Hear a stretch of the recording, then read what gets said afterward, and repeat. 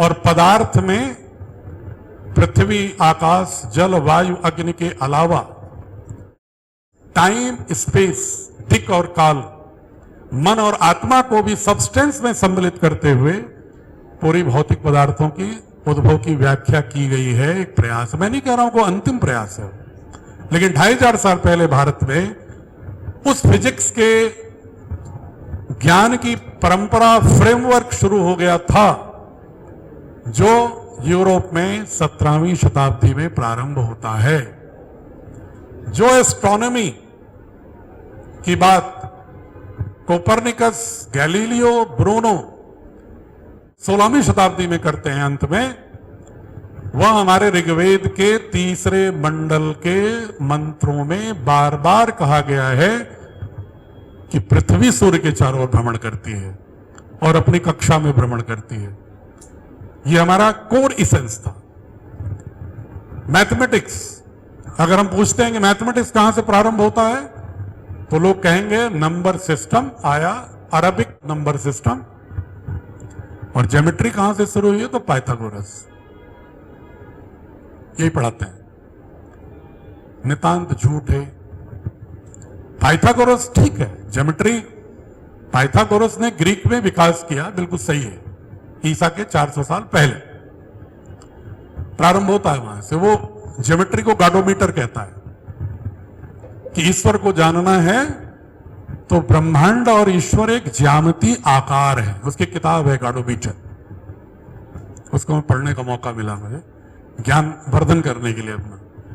लेकिन जब हम सूर्य सूत्र देखते हैं बौधायन का, आपस्तंभ का, कात्यायन का, मानव का, सूर्य सूत्र देखते हैं वैदिक काल का, जो कम से कम 1500-2000 साल ईसा के पहले के हैं। और जब हम अपने यज्ञों की, वेदिकाओं के ज्यामिति आकार को देखते हैं तो 70 प्रकार की वेदिकाएं ज्यामिति आकार की हैं, 70, और बहुत ही जटिल ज्यामिति आकार है। रेक्टेंगल, स्क्वायर, त्रिभुज नहीं है, विभिन्न प्रकार के ज्यामिति आकार हैं और उनको बनाने की विधा, उनको नापने की विधा सूर्य सूत्रों में है। लेकिन वो हम कहते हैं ज्योमेट्री पाइथागोरस से आई, बौधायन की कोई चर्चा नहीं होती।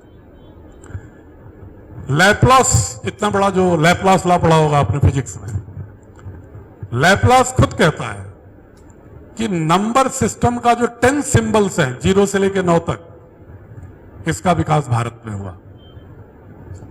इफ्रा नाम की एक संस्था है अरब की जो रिसर्च करती है इन चीजों पर। उसने 10 से लेकर के 1814 के बीच में विभिन्न देश के सारे मैथमेटिक्स से रिलेटेड ग्रंथों की पूरी रिसर्च करने के बाद लिखा है उस संगठन ने कि नंबर सिस्टम भारत से आया।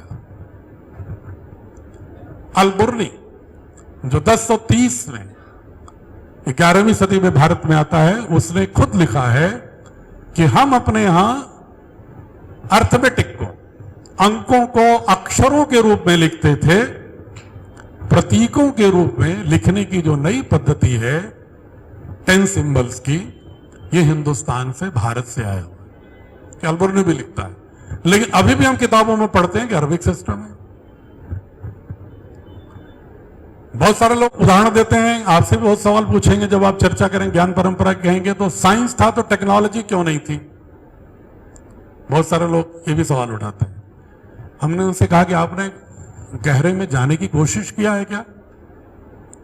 आपको, मैं आज आपका समय बहुत विस्तार से उस विषय पर नहीं ले रहा हूं, संकेत बता रहा हूं आपको क्या इरिगेशन सिस्टम, अनाईकट तमिलनाडु का एक चोलों के कलिक्कन सम्राट के द्वारा बना हुआ है डैम कावेरी नदी पर, यह विश्व का सबसे बड़ा, अद्भुत और उस समय से निरंतर चले आने वाला इरिगेशन सिस्टम और डैम, ये उन्होंने माना है। राजस्थान में रजपुरा दरीबा की जगह है जहां पर शोध में अनेक टैंक कैनाल सिस्टम की चर्चा आई है जो पूरे विश्व में अनुकरणीय है, ये आर्कियोलॉजिकल एविडेंस बताता है। मंदिर साउथ इंडिया के टेंपल्स, भीमबेटका का रॉक स्ट्रक्चर, अजंता, एलोरा, सांची, इसके स्तूप, ये सारी चीजें जहां पर डिफरेंट प्रकार के मिनरल्स का, आयरन का, कॉपर का, जिंक का, ब्रांच का प्रयोग हुआ, वो बिना साइंस टेक्नोलॉजी के हुआ क्या? एक ही पत्थर से पूरा का पूरा एक डोम बना दिया जाता है और ऊपर तक चढ़ा दिया जाता है 500, 700, 800 फुट। वो बिना किसी टेक्नोलॉजी और बिना लॉ ऑफ डायनेमिक्स जाने हुए किया जाता है क्या? ऐसे अनेक उदाहरण हैं, उसकी चर्चा हम करेंगे तो कई घंटे लग जाएंगे। लेकिन अगर आप वास्तुशास्त्र की देखें बात, तो अर्बन स्ट्रक्चर टाउन आपको सरस्वती सिंधु सिविलाइजेशन में मिलता है और जिसके आर्कियोलॉजिकल एविडेंस गुजरात, राजस्थान, हरियाणा, पश्चिमी उत्तर प्रदेश में तमाम मिल रहे हैं। Ideal urban system, drainage system, structural system, measurement system, pathway system, जैसे आज आपके शहर कॉलोनी बनते हैं, पूरा का पूरा सरस्वती सिंधु सिविलाइजेशन में उसी तरह की पूरी वास्तु, आर्किटेक्चरल डिजाइन सब मिलता है। और ग्रंथ भी मिलते हैं, ग्रंथ भी मिलते हैं। काश्यप, नारद, समरांगन, म्यामता, मानसार, विश्वकर्मा प्रकाश, ऐसे अनेक ग्रंथ हैं जो हमारे 2-2.5 हजार पहले से पूर्व से, समरांगन सूत्र तो 9वीं शताब्दी का है, राजा भोज का। ये बताते हैं कि वास्तु, अगर उसको आप पढ़िए, मैंने 1-2 पुस्तकें भाष्य पढ़ने की कोशिश किया, एक अद्भुत आपको आर्किटेक्चरल नॉलेज मिलेगा उसमें, जो मॉडर्न आर्किटेक्चर से भी ज्यादा रिच है। महर्षि भारद्वाज का यंत्र सर्वस्व, जिसमें 109 यंत्रों की चर्चा है, तो मेटलर्जी हो, मटेरियल साइंस हो, एस्ट्रोनॉमी हो, फिजिक्स हो, रसायन, नागार्जुन का रस रत्नाकर, रस समुच्चय, पारे से बैटरी बनाने की महर्षि अगस्त की अगस्त संहिता, इसकी चर्चा हम बच्चों को नहीं करते। और हम कहते हैं कि लॉजिक हमने सुकरात से सीखा। महर्षि गौतम का न्याय दर्शन, उसके जो प्रमाण के और शोध करने के जो डिफरेंट चरण हैं, स्टेजेज हैं, उनकी चर्चा हमने बच्चों को नहीं देते। इसलिए बच्चे ये समझते हैं कि जो ये बता दिया गया हमको कि भारत तो अंधविश्वासियों का देश था, इसमें कभी वैज्ञानिक सोच ही नहीं थी, वैज्ञानिक प्रवृत्ति ही नहीं थी, और एक चरक संहिता और सुश्रुत संहिता भी अवैज्ञानिक है। जो लोग हमको समझाते हैं अवैज्ञानिक है, वही लोग सुश्रुत संहिता से अनुभव पर नए नए सर्जरी के सिस्टम डेवलप किए, इसके प्रमाण हैं। और ऑस्ट्रेलिया से लेकर के अमेरिका तक के मेडिकल कॉलेजेस के गेट पर सुश्रुत के स्टैचू लगे हुए हैं, और हमको समझाते हैं कि अवैज्ञानिक है। 1055 औषधियों की चर्चा है चरक संहिता में। अगर एक एक पर भी हमारे बच्चे रिसर्च करके पेटेंट कराएं इंटेलेक्चुअल प्रॉपर्टी रेगुलेटरी बोर्ड में, पूरे विश्व के, अमेरिका में जिसकी ऑफिस है, तो शायद एक एक बच्चा एक एक औषधि पर मल्टीनेशनल कंपनी खड़ा कर सकता है। कैलिफोर्निया की, वर्जीनिया की तमाम कंपनियां अरहर और हल्दी पर पेटेंट अप्लाई की हुई, जिसे भारत सरकार ने विरोध किया है कि नहीं, ये तो हमारे चरक संहिता में और हमारे शास्त्रों में पहले से इसकी व्याख्या है। लेकिन अगर हमारे लोग शोध किए होते, रिसर्च आगे बढ़ी होती, तो हम प्रामाणिक रूप से और सशक्त विरोध कर सकते थे और अपने आधार पर एक नया एक आविष्कार करके एक नए दिशा में, नई लाइट में, नए प्रकाश में हम एक बड़ा एक अर्थतंत्र भी खड़ा कर सकते थे। राजतंत्र, अगर मोनार्क सिस्टम को देखें, मैं नहीं कह रहा हूं कि जो आज लोकतंत्र है वो हमारा पुराना था, लेकिन 2000 साल पहले दुनिया के सारे एक तंत्र, राजतंत्र की तुलना कर ले तो ग्रंथों के माध्यम से, व्यवहार से आपको अपने जो राजतंत्र थे वो ज्यादा डेमोक्रेटिक रिपब्लिक दिखेंगे, क्योंकि राजा का चयन समिति करती थी, जो गैलेक्सी ऑफ इंटेलेक्चुअल्स थी आप लोगों की तरह, वो राजा के अधीन होती थी। वो तय करती थी कि आपके पुत्रों में से, भतीजों में से, खानदान में से जो भी इसमें योग्यतम कौन है, उसके लिए मानक थे। बृहस्पति संहिता में, चाणक्य के अर्थशास्त्र में, यजुर्वेद में इसकी अनेक बार चर्चा है, अथर्ववेद में अनेक चर्चाएं कि अन्वीक्षिकी में निपुण होना चाहिए, धर्म अर्थ काम त्रयी में निपुण होना चाहिए, वार्ता अर्थनीति में निपुण होना चाहिए, दंड नीति में निपुण होना चाहिए, जुडिशियल सिस्टम में निपुण होना चाहिए। और जब श्वेत केतु पांचाल में राजा होने जाता है उद्दालक ऋषि से लेकर के दीक्षा, तो पांचाल की समिति उसे रिजेक्ट कर देती है कि तुम्हारे प्रश्नों का उत्तर तुम नहीं दे पाए, जाओ पुनः अध्ययन करके आओ, इस योग्य हो जाओगे तब तुम्हें राजा उत्तराधिकार मिलेगा। और एक और अंतिम बात आईकेएस के बारे में बता रहे हैं, मैथमेटिक्स के बारे में। कभी आपने किसी भी भारत या दुनिया के किसी भी इतिहास में, ग्रंथों में पाया है कि स्वयंवर ज्ञान के आधार पर हुआ हो? एक तो मिलता है, शौर्य के आधार पर तो मिलते हैं बहुत, अर्जुन का भी मिलता है, भगवान राम का भी मिलता है, और शास्त्रार्थ का मिलता है। कालिदास के संदर्भ में आपने जाना होगा। लेकिन गणित के आधार पर भी, ज्ञान के आधार पर भी शादी कोई हुई होती थी भारत में, इसके स्वयंवर की चर्चा कभी सुना है? ललित विस्तारा में, बौद्ध ग्रंथ में लिखा है कि जब सिद्धार्थ यशोधरा की शादी, मतलब यशोधरा की शादी जब हो रही थी, तो उनके पिता ने गणराज्यों के 500 राजकुमारों को आमंत्रित किया था कि जो सारे प्रश्नों का उत्तर दे देगा ज्ञान विज्ञान के, उसी से शादी यशोधरा की होगी। और एक मैथमेटिशियन थे उस समय के फेमस अर्जुन, उन्होंने प्रश्न किया सिद्धार्थ से कि बताइए कि कोटि के बियॉन्ड अंक कितने हैं? तो उस समय सिद्धार्थ ने 10 टू द पावर 53 तक के नाम बता दिए उन्हें गणना के, और उसको उन्होंने कहा कि ये तलाक्षणा पद्धति है भारत की। और फिर अर्जुन ने कहा कि मैथमेटिशियन ने, कोई और भी सिस्टम है क्या करोड़ के ऊपर की राशियों को या 10 टू द पावर 39 के ऊपर जानने का? तो उन्होंने कहा है 8 इस तरह की पद्धतियां हैं। उसमें एक ध्वजा ग्रवती है जो 10 टू द पावर 421 तक की गणना और उनके नाम की संज्ञायित किए हुए हैं। और इस उत्तर देने के बाद ही सिद्धार्थ यानी भगवान बुद्ध की यशोधरा से विवाह हो पाया था। ऐसा उदाहरण दुनिया में कहीं मिलेगा क्या?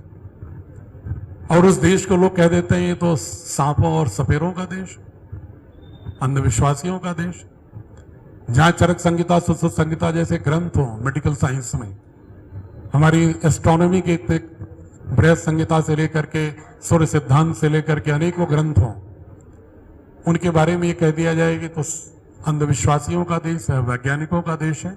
इस धारा को मोड़ने के लिए और उम्र के हिसाब से एनसीएफ को फॉलो करते हुए नेशनल करिकुलम फ्रेमवर्क का हम अतिक्रमण नहीं करेंगे, क्योंकि हम भारत सरकार के ही बोर्ड है।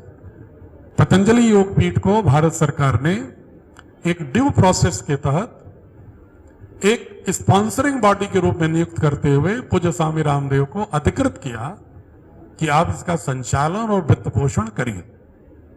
उसमें कई लोग पार्टिसिपेट किए थे, सीधे सीधे नामित नहीं हुए थे पूज्य स्वामी जी। यद्यपि ये संकल्पना पूज्य स्वामी जी की ही कई 1-1.5 दशकों से थी, तो सबसे अधिक धन खर्च करने के लिए, पुरुषार्थ करने के लिए पूज्य स्वामी जी ने ही अगुवाई की। इसलिए भारत सरकार ने पतंजलि योगपीठ को स्पॉन्सरिंग बॉडी मान के दायित्व दिया। इसमें लगभग आधे सदस्य भारत सरकार के हैं और आधे सदस्य पतंजलि योगपीठ के। कई लोगों के मन में कभी कोई प्रश्न उठता है कि कैसा तो नहीं ये बोर्ड है और सरकार बदल गई, राजनीतिक दल बदल गया तो बोर्ड का क्या होगा? ये भारत सरकार का बोर्ड है। भारत सरकार ने due process of law follow करके किसी को स्पॉन्सरिंग बॉडी बनाया है और एक ऐसे ऑब्जेक्टिव से बनाया है जिस ऑब्जेक्टिव के लिए इसमें पूरा देश खड़ा हुआ है।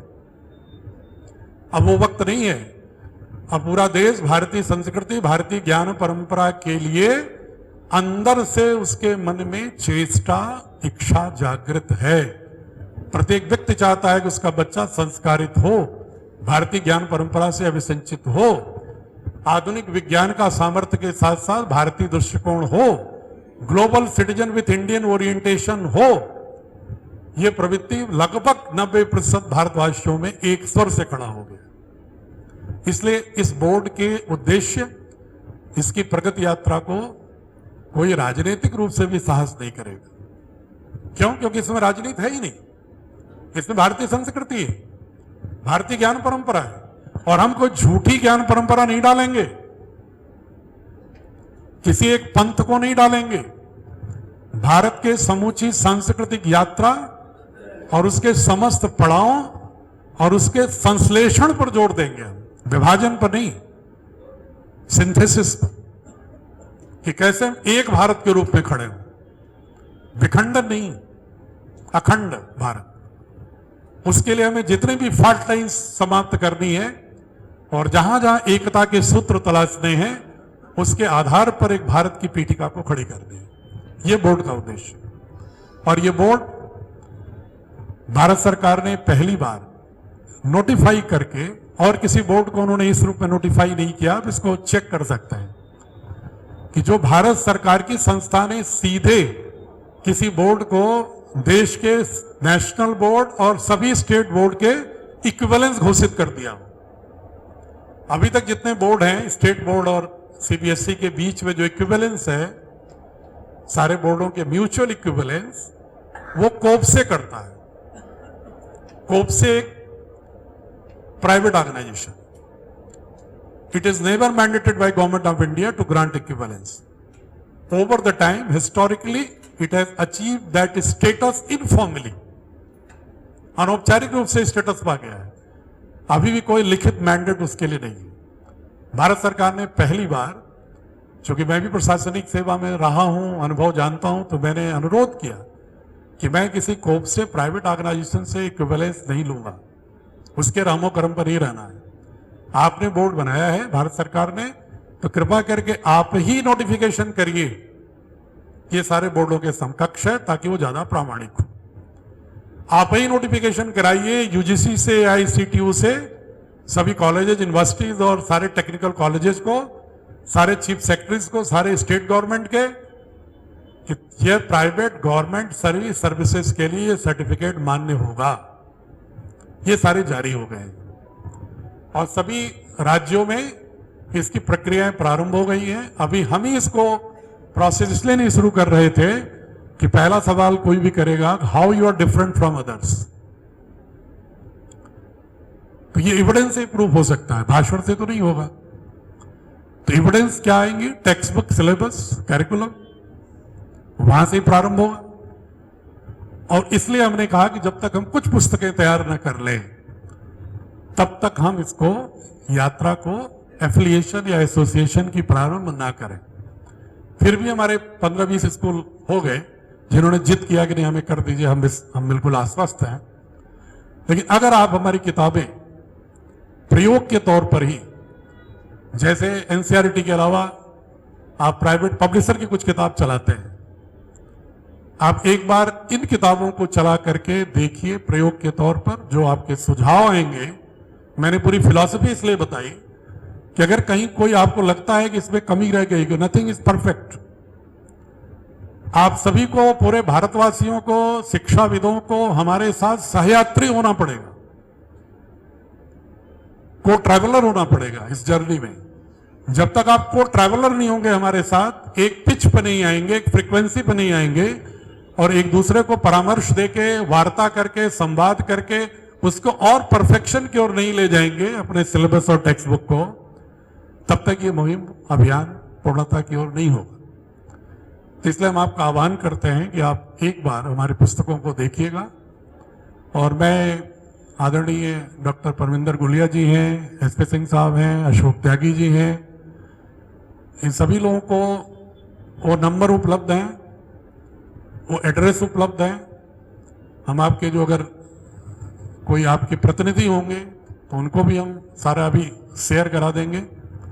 और हमारे बारे में विशेष रूप से जाना हो भारतीय शिक्षा बोर्ड के विषय में, तो आप bsb.org.in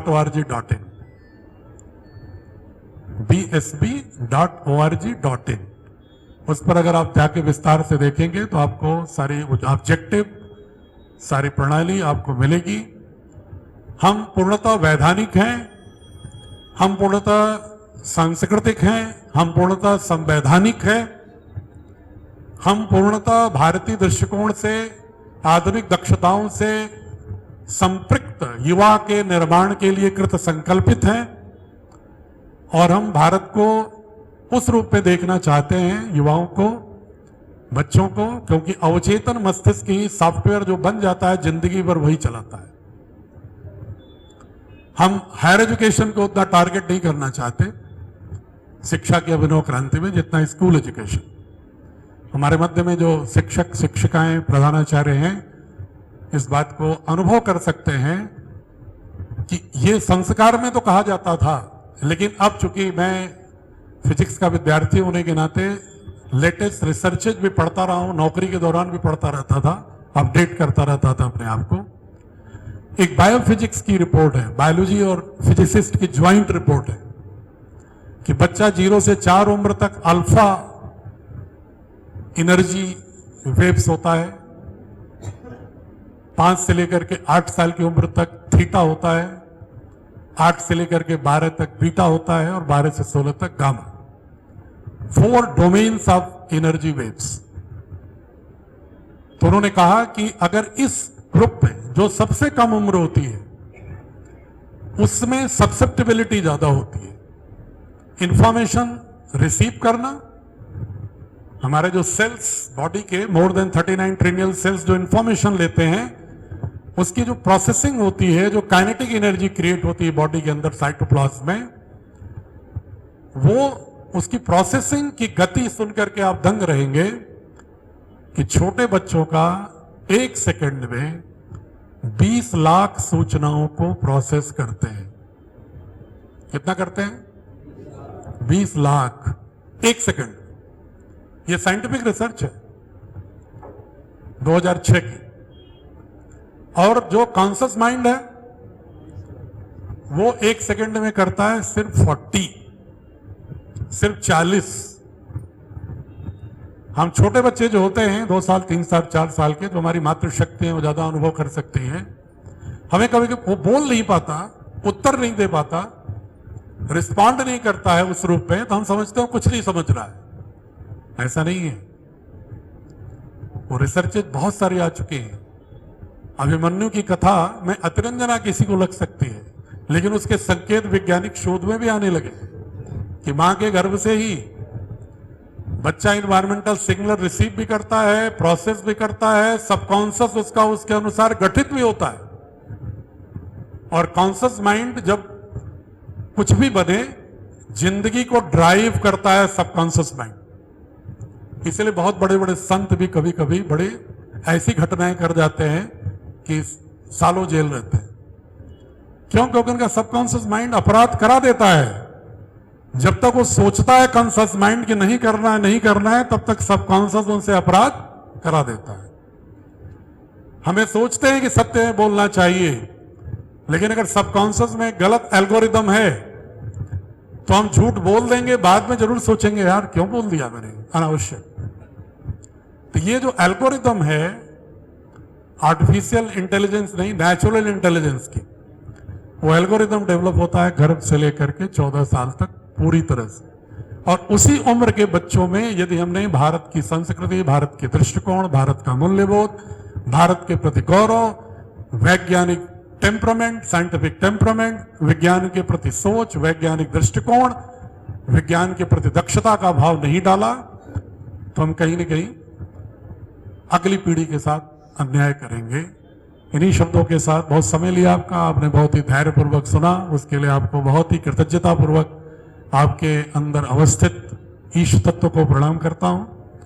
और ये अनुग्रह करूंगा कि आप लोग एक बार, आप सभी विद्वान हैं, ऐसी कोई बात हमने नहीं कही जो आपको पहले से नहीं मालूम है। हमने मात्र कोशिश किया है उसको एक पुष्प गुच्छ के रूप में संकेतों में आपसे संप्रेषित करने या बांटने की। और भी ऐसे भाव होंगे, अब यह समय समय पर हमारे सहयात्री बनेंगे तो हम और इसको प्रगति के पथ पर, इस अभिनव क्रांति को आगे ले जाने में सफल होंगे।